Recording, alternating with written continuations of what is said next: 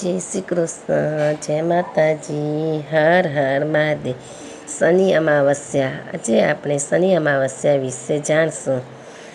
એમ મૃત્યુ પછી જીવને કર્મફળ આપે તો શનિ જીવિત અવસ્થામાં મનુષ્યને કર્મનું ભાન કરાવે છે। શનિની સારાસાતી એ શ્રાપ નહીં પરંતુ આત્મશુદ્ધિની યાત્રા છે।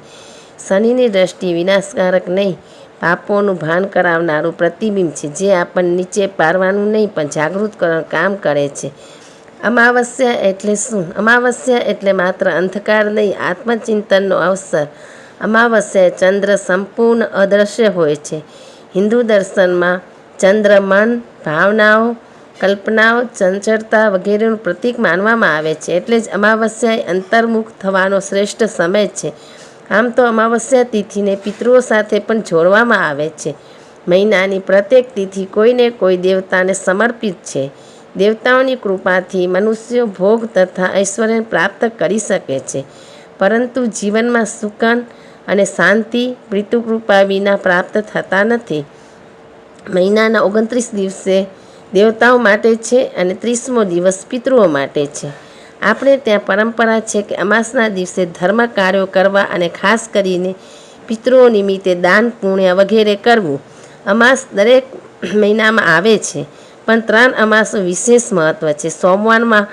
સોમવારના દિવસે આવતી સોમવતી અમાવસ્યા, મંગળવારે આવતી ભૌમવતી અમાવસ્યા અને શનિવારે આવતી શનિ અમાવસ્યા। અમાવસ્યા જ્યારે શનિવાર સાથે જોડાય છે ત્યારે તેનું મહત્ત્વ અધિક વધી જાય છે। પરંપરાગત માન્યતાઓ અનુસાર શનિદેવનો જન્મ અમાવસ્યાના દિવસે થયો હોવાનું માનવામાં આવે છે, તેથી અમાવસ્યા અને શનિ ઉપાસનાનો સંબંધ પણ વિશેષ માનવામાં આવે છે।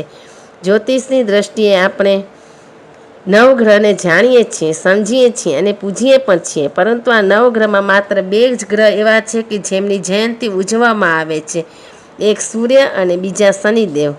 અમાવસ્યા એ સ્વનિરીક્ષણ કરવાનો દિવસ છે, પિતૃ સંસ્કાર પરંપરાનું પ્રતીક છે અને શનિદેવ કર્મના ફળ સ્વરૂપ ન્યાયના પ્રતીક છે। પૂર્વજોના સંસ્કારો અને પોતાના કર્મો તરફ ગંભીરતાથી જોવાનો દિવસ એટલે શનિ અમાવસ્યા।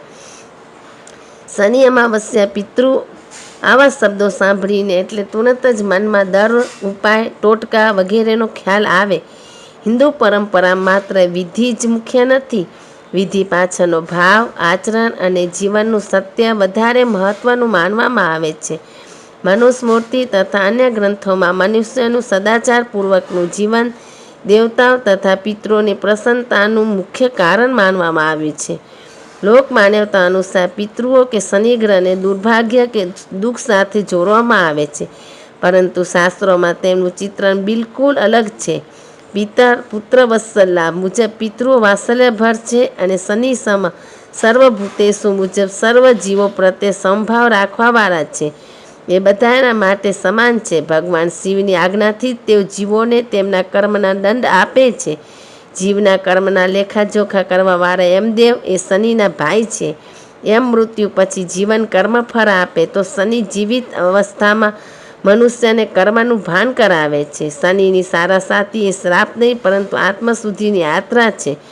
શનિની દ્રષ્ટિ વિનાશકારક નહીં, પાપોનું ભાન કરાવનારું પ્રતિબિંબ છે, જે આપણને નીચે પાડવાનું નહીં પણ જાગૃત કરવાનું કામ કરે છે। શનિ ગ્રહથી માત્ર મનુષ્ય જ નહીં, દેવતાઓ પણ પ્રભાવિત છે।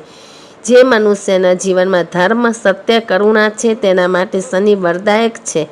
માણસ માત્રનો એવો સ્વભાવ છે કે પોતાના દોષનો ટોપલો હંમેશા બીજા પર નાખે। જ્યારે પણ આપણા જીવનમાં તકલીફો આવે ત્યારે કહીએ કે શનિ નડે છે અથવા પિતૃઓ નડે છે। અપરાધ આપણો અને આરોપ બીજા પર, પરિણામે ન્યાયાધીશ શનિ અને સંસ્કારના વાહક પિતૃઓની છબી ખલનાયક જેવી બની ગઈ છે, જે યોગ્ય નથી।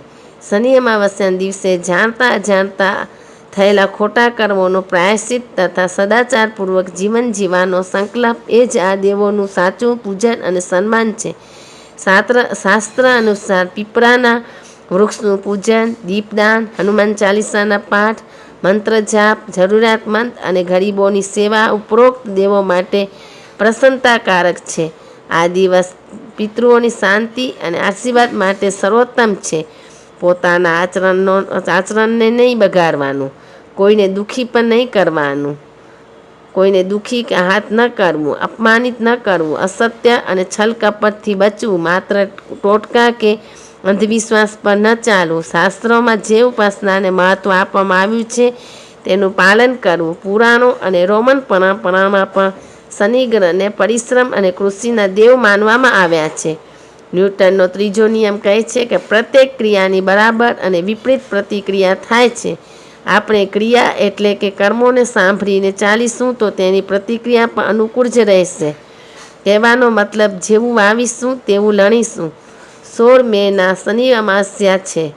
આપણે ધ્યાન રાખવાનું કે શનિ ન્યાય કરનારા દેવતા છે. તેઓ નિષ્પક્ષ છે. કર્મના આધારે તેઓ ફળ આપે છે અને જીવને ધર્મના માર્ગે જોડી રાખે છે. અમાવસ્યાનો અંધકાર બહાર કરતાં વધારે અંદર ઉતરવાનો અવસર આપે છે.